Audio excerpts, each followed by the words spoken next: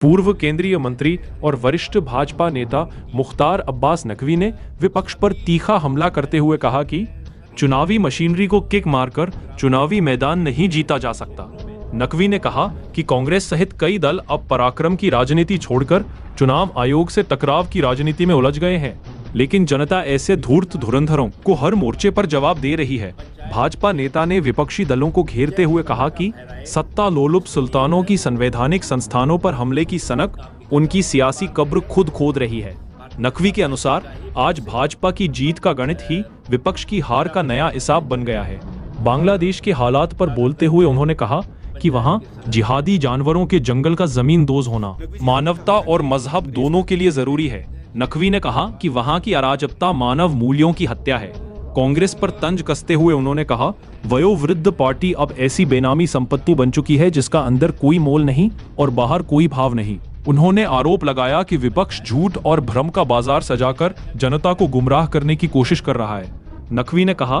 कि प्रधानमंत्री नरेंद्र मोदी के नेतृत्व में भारत आज सुशासन और समावेशी सशक्तिकरण का वैश्विक ब्रांड बन चुका है, जिसे किसी जंतर मंतर से छू मंतर नहीं किया जा सकता। उन्होंने व्यंग्य करते हुए कहा कि कांग्रेस और उसके साथी अब वोट चोरी के हॉरर शो चला रहे हैं, जिसके फूके कोके और हुड्डंगी झोंके देश की जनता को अब हंसी में उड़ा रही है।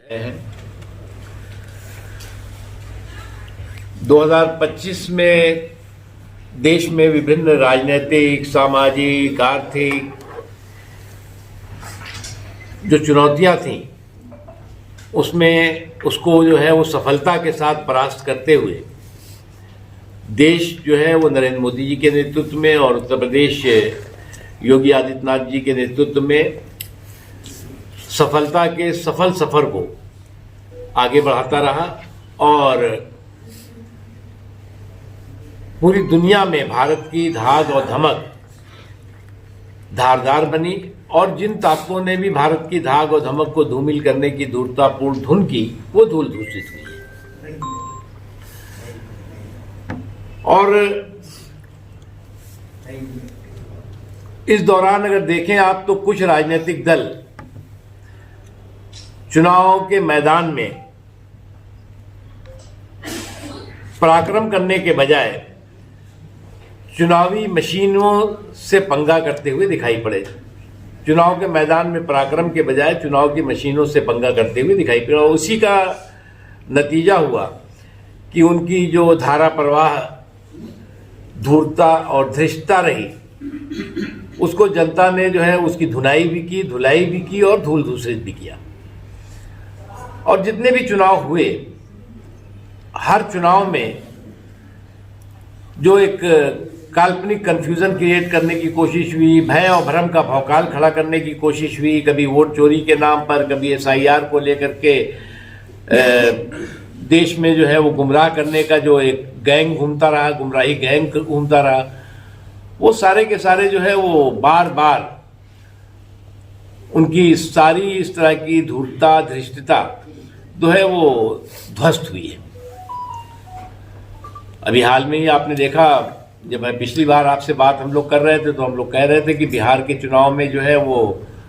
इनका सियासी सुपड़ा, चाहे वो कांग्रेस हो, चाहे वो RJD रही हो, या जो और भी उनके साथ लोग थे, उनका जो है वो सियासी सुपड़ा साफ होगा, और आपने देखा वो साफ हुआ है। जिस तरह से ये सत्ता लोलुप सुल्तानों का संवैधानिक संस्थाओं पर सामंती लिंचिंग करने का जो एक रिवाज है, वो रिवाज भी जो है वो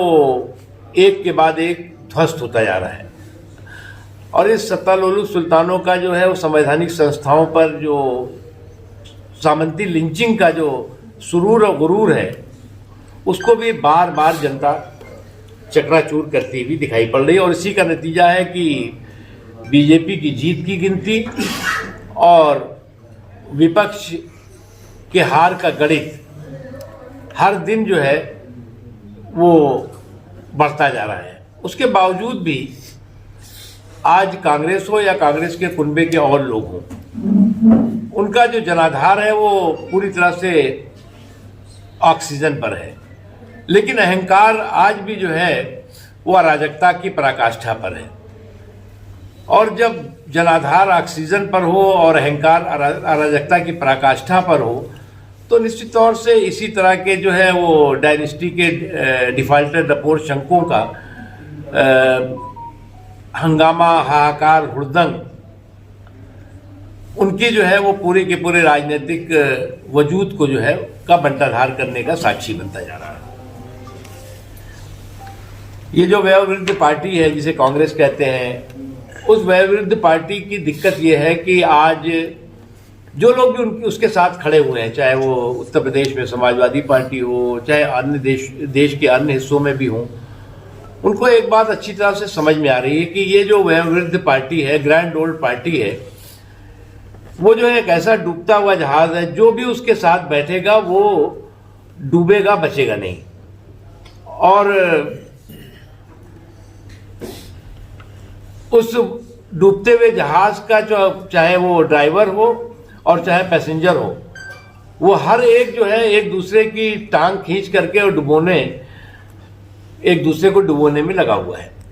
इसलिए अभी उत्तर प्रदेश में चुनाव 27 में होने वाला है, इससे पहले जो है वो